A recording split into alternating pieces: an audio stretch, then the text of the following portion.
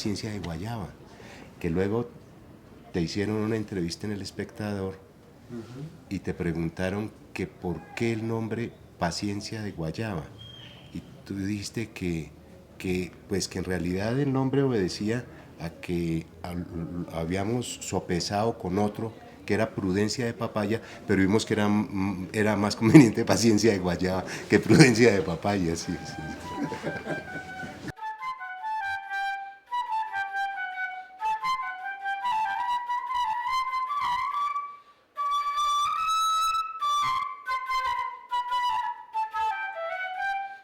Paciencia de Guayaba en esta celebración de los 35 años pone en evidencia la visibilización que ha hecho de la memoria. Paciencia de Guayaba siempre está aportando con una voz reflexiva sobre lo que está pasando. Y para mí hay un aporte súper rico en la búsqueda y en la experimentación con la materia y la resignificación de ese objeto. El grupo de Paciencia de Guayaba ha tenido unos aportes muy importantes desde el concepto mismo de lo que es un teatro de títeres. Pues siempre se tiene la creencia de que los grupos de títeres son grupos para niños y niñas con un repertorio infantil, y lo que hace Paciencia de Guayaba es replantear eso y decir, a través de los títeres o de los objetos animados se pueden contar historias y se puede hablar de la memoria pues con una mirada crítica que yo diría que muy poca gente hace en este país. De Efraín González pues hay corridos y hablan de todo lo que es el bandolerismo, los orígenes del paramilitarismo en Colombia, porque él era, digamos que era un paramilitar de la época. Y en ese momento él cuidaba, era la mafia de las Esmeraldas. Para nosotros hacer la obra, primero tuvimos que hacer una investigación. Entonces fuimos a la Luis Ángel Arango y miramos todos los periódicos de la época. En ese momento y en la Universidad Nacional era inevitable estar involucrado con el tema político, bien sea para evadirlo o para participar, pero era algo que estaba ahí. Con su trabajo se proyecta mucho más allá con un lenguaje universal, que es el lenguaje de unas técnicas especiales del manejo de la imagen. Con obras que están vinculadas tanto a la diversidad que el país tiene, con todas sus culturas, como a los temas sociales que trata a través de sus obras y de la diversidad cultural. Y la forma como Paciencia de Guayaba los trata es con este lenguaje universal que no siempre requiere palabras, sino que inclusive con sonidos o con ruidos o con movimientos puede convocar a unos espectadores a reflexionar sobre el tema, a hacerse preguntas y fundamentalmente a interactuar. Este muñeco lo hicimos de hielo. De hielo. Entonces lo hacíamos, el agua la congelábamos en un molde de fibra de vidrio, lo metíamos en una nevera y durante el tiempo de la obra se iba descongelando el agua, como para explicar que lo que pasa es que el agua se acaba. Nunca se esquematizan y nunca se genera un bueno y un malo para digamos que, generar un bando de lo correcto, sino cómo se problematiza para que desde ahí el público sea quien haga el proceso de reflexión. Solamente escuchamos un segmento de sonido, escuchamos frecuencias entre 20 y 20.000 Hz. ¿Eso qué significa? Que solamente escuchamos un poquito de todo lo que está sonando. Antes de componer músicas para la obra, yo trabajaba haciendo las luces y la música de las obras. Cuando tenía 10 años, 8 años o algo así, ¿no? 9 o 10 años haciendo la música para las obras. Hicimos una gira internacional y yo era un niño y me soltaban unas consolas de este tamaño y tal. Yo todavía no estaba estudiando música, pero todavía no estudiaba ni composición ni nada. Y tuve la oportunidad de acercarme al mundo del teatro, a los escenarios, entender ese universo desde muy, muy jovencito. Señores, ladies and gentlemen, yo soy Rubicundo, el presentador oficial de esta obra que se llamó Chímpete Chámpata. En esta obra era una obra con títeres de guante, porque es que miren, yo soy un títere de varilla, además vea la mecha que tengo la barba y ese bigote. Este Rubicundo está inspirado en un rockero de los años 70 que se llama Leon Russell. Veanlo, allá está Leon Russell. El proceso de la música está muy acorde con la forma como el grupo trabaja. El grupo trabaja a partir de la improvisación. Lo primero que hacemos es tener un tema que queremos, investigamos, leemos, empezamos a hacer improvisaciones. Por lo general yo propongo, llego con propuestas y a partir de esas propuestas vamos en una conversación conjunta, pues desarrollando esa primera propuesta, así como también él va desarrollando esas primeras improvisaciones. Es en el momento en el que uno como actor o como actriz puede proponer, generar, digamos, como controversia, y a partir de esos debates también va consolidándose la obra. Mi nombre es Umaría y soy la primera mujer de la cultura ticuna. Es un trabajo de la mano del director a partir de un guión y de las improvisaciones con las que el grupo normalmente trabaja. Entonces hay como un proceso de creación colectiva, pero hay una dirección siempre presente. ¡Oh! Galopando entre caminos, por montañas escabrosas, con astucia él pasó.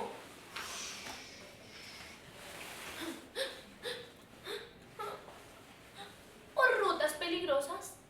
Siempre estamos conversando con Fabio cuáles son las necesidades de la obra, si la música se va a hacer desde los personajes, si se va a hacer desde las necesidades, por ejemplo, de la época. Se recibe un conocimiento, pero a partir de ese conocimiento va la exploración propia de uno como constructor o como actor en la animación. Soy el famosísimo payaso Pepe, el presentador oficial del Circo de la Ilusión. Pues primero tenemos que trabajarle la voz al personaje. Bueno, yo empiezo siempre a crearle la voz a un personaje. Siempre me remito o me imagino o recuerdo quién a mi alrededor hay con ciertas características. Entonces digamos que hay un abuelito en Los Tres Pelos del Diablo o un papá que es regañón. Entonces yo me imagino quién en mi vida ha sido regañón conmigo y empiezo a imitarlo. ¿Sabe una cosa, mija? Yo soy el hombre de esta casa y si digo que no, es no. ¡Y punto! Paciencia, creo que uno de los aportes en el arte de los títeres es la exploración plástica, porque es cada vez indagar, construir, pero a partir de diferentes materiales. Es la necesidad de hacer una propuesta sobre este tema que me ha llevado a cabo esa investigación, punto y se acabó con estos recursos, y el reto está a trabajarlo desde la novedad, sino desde la experimentación. Creo que ahí surge un proceso de enamoramiento al arte de los títeres, y eso hace pues que también salgan con elementos conceptuales, elementos sociales, elementos plásticos.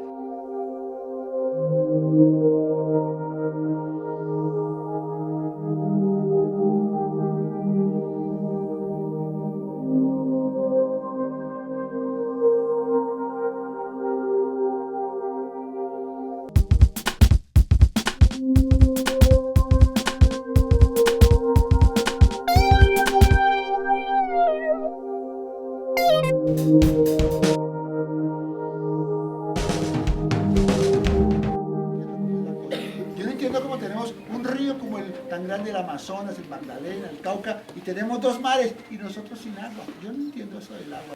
Y este es, fíjense, un títere que está hecho con base en los envases plásticos.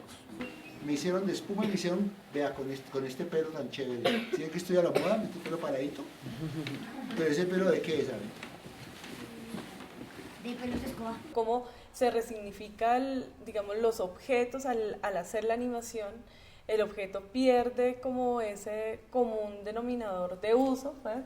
Y se vuelve se resignifica, se le da un lugar digno, ¿no? Es experimentar con la materia hace que no se no se dé por hecho la cosa, sino que se vuelva a nombrar, ¿no? Que se vuelva a nombrar, que se vuelva a contemplar un objeto con otros usos y con otras dimensiones. Vamos a pasar a una nueva obra que hicimos que se llama El 9448.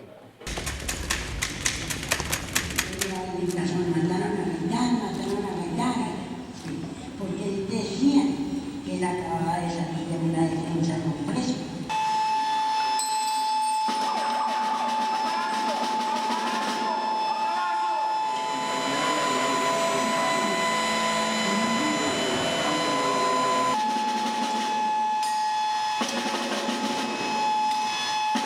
Entonces esta obra hace referencia a ese hecho violento de nuestro país, que es un hecho, digamos, que no está como, es una herida abierta que no ha cerrado.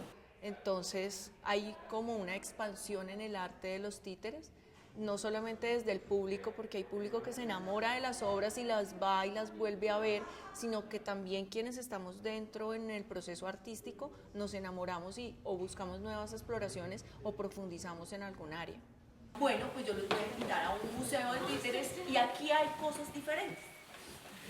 Aquí tenemos que mirar, tenemos que observar, tenemos que leer, los que queramos leer, pero sí podemos tocar. Hablar para mí el aporte Paciencia de Guayaba, además de la construcción de la obra, tiene que ver también con la escenificación, es decir, con lo que hay también en el escenario, hay también en la construcción de elementos, hay también en la construcción de la escenografía, el vestuario y demás. Los títeres son como la ópera, o sea, tú tienes música, tú tienes textos, o sea, tienes literatura, tienes escultura, tienes pintura, tienes dramaturgia, tienes una cantidad de elementos. Absoluto silencio, porque peligra la vida del artista. Maestro, música.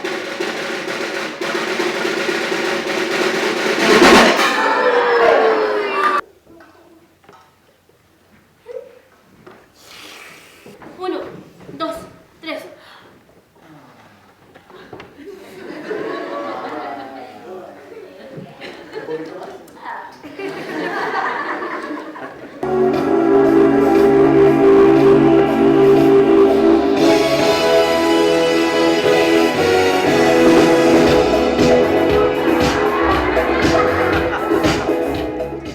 A mí como pedagoga que trabajo desde el juego y desde los lenguajes de expresión artística, creo que el primer lugar de consulta que yo tengo siempre para los procesos que emprendo está en Paciencia de Guayaba. En mi ejercicio artístico creo que yo me paro también como a pensarme esas nociones de memoria y de historia, ¿no? en este país en el que estamos.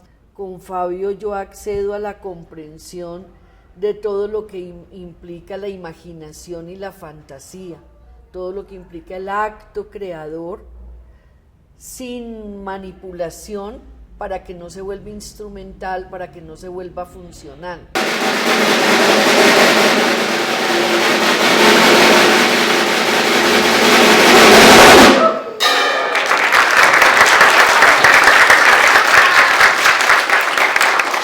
Muchas gracias. Pero ¿saben una cosa?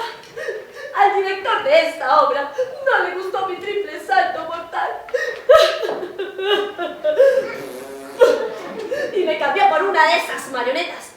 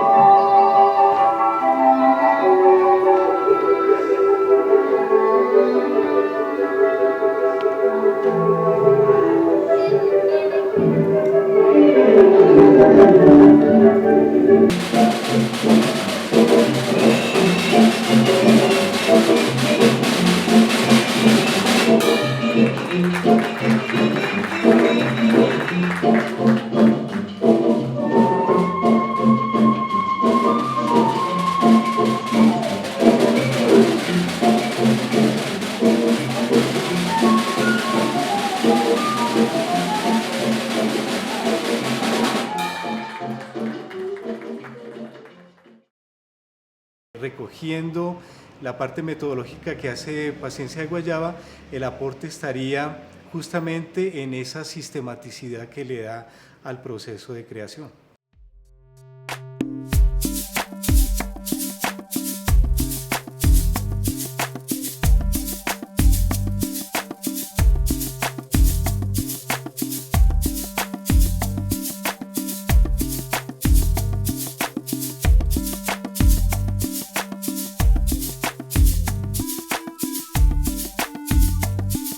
Entonces yo creo que Paciencia de Guayaba está marcando toda una línea, toda una línea que también tiene un lenguaje que no es solamente para los colombianos, es un lenguaje que puede denunciar problemáticas con un lenguaje universal, que puede mirarse también, posiblemente se puede presentar tranquilamente en otros países. Pero también estuvimos en Dresden, Alemania, y estuvimos, ¿saben hasta dónde estuvimos? Estuvimos en el Mar Negro, en el Cherno Moré, y eso era precioso, eso era divino.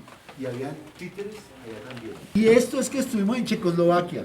Ahí dice Globito Manuel en checo. Esa es la historia de la diestra de Dios Padre. Con esta también estuvimos en Brasil.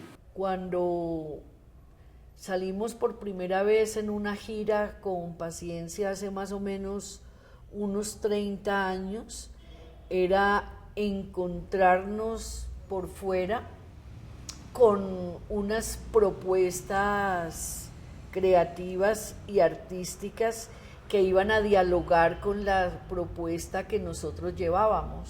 Con el furor del narcotráfico siempre estábamos muy observados en todas partes donde llegábamos, entonces cuando llegamos al aeropuerto en Italia, pues que nos recibe toda la policía y que hacen la requisa, pues yo me reía y entre más me reía ellos como que más se molestaban. La exigencia frente a los materiales, el que pudieran pues ser perecederos. Cuando llegamos al aeropuerto de Barajas, el policía cogió un chuzo así, porque nosotros llevábamos unos muñecos de espuma grandes, el Joy del Amazonas, y ya iba a apuñalearlo, mejor dicho, iba a hacerle así cuando el otro, quieto, ¿cómo así?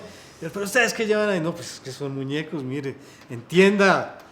Ah, bueno. La temática que tratábamos, sí, me parece que no son momentos fáciles, son momentos que exigen de mucha comprensión. Esas experiencias se pueden lograr si hay confianza, si hay afecto, si hay transparencia, digamos, en la relación, y yo creo que eso fue lo que se dio justamente en esa oportunidad.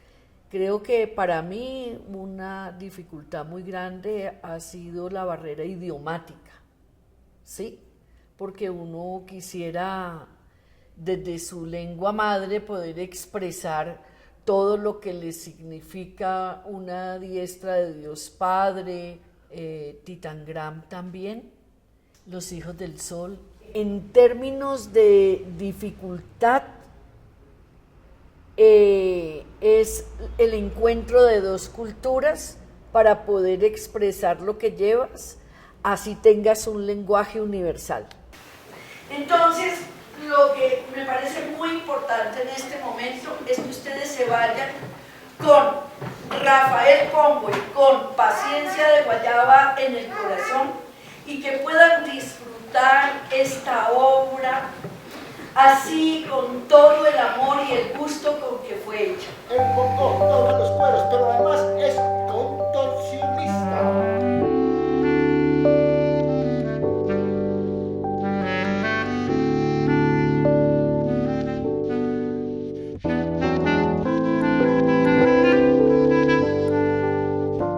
No sé si es una dificultad, pero digamos que en el proceso creativo siempre pues hay que ponerse límites. Es como técnica el tener que adaptarme a cualquier espacio, porque Paciencia de Guayaba es un grupo itinerante. Entonces eso también le exige a uno a nivel creativo cómo resolver cualquier problema técnico o tecnológico, estés donde estés, para que la obra tenga un buen desarrollo. Es un año, 2 años trabajando una obra hasta que logra parirse. Ante la libertad, en el asunto creativo es clave ponerse uno de los límites para poder decir, bueno, voy hasta aquí, para no perderse. pero para llegar al punto que ha llegado ha sido realmente un trabajo difícil en la medida en que no trabaja desde lo comercial, sino que trabaja desde lo cultural, desde lo patrimonial, desde lo histórico. Porque lo que queremos, digamos, que las obras nuestras no sean maniqueas, sino que busquen una reflexión en el público, ni que le digan qué tiene que pensar. ¿Tu nombre completo cómo es? Nora Estela Torres. Nora Estela Torres. Bueno, es que yo me encontré con Nora Estela en una presentación que hicimos en el Teatro La Macarena y la obra que vieron fue el Circo de la Ilusión. Allá, Muy gracias. Allá, muy gracioso. Allá fue con su hija Natalia y con su nieta Elena. ¿Abril también estuvo? Sí. Bueno, entonces, pero sí tuvimos una conversación muy bonita y lo importante acá es, digamos, que son 3 generaciones que han visto a Paciencia de Guayaba. Es que nos dio mucha ilusión por lo bonito que eran los títeres, por la delicadez. No os quedáis ahí callados, no, os expresabais. Eso, expresarse es como expresar lo que uno tiene por dentro. Bueno, yo creo que ese día pasaron muchas cosas lindísimas, que fue primero una obra que nos produjo cantidades de cosas en los sentidos, nos exacerbó los sentidos y también recuerdos en cantidades. Las dos, incluso la pequeña se quedó Abril. Se quedó muy, muy impactada y emocionada. Sí. Y se reía, y luego se asustaba, y el día de la obra ya sí, lo entendía todo perfecto. Una cosa bellísima, nunca hemos impuesto en ellas nada, ¿no? Ella, Elena, la pequeña es muy pequeña todavía, pero Elena ha ido escogiendo y se ha ido decantando entre todas las posibilidades que hay por ahí, que nosotros le ofrecemos, lo que quieras hacer, tambor, clarinete, el trapecio, natación, tanta cosa que hay ahora. Y ella solita ha ido y ahora dice que quiere ser titiritera, que antes quería cuidar elefantes y ahora titiritera. Mi vida, transformó mi vida, mi pensamiento y me llevó a sentir una experiencia estética en mi vida. Uno vive de esto y uno puede plantearse que la vida de uno también es arte.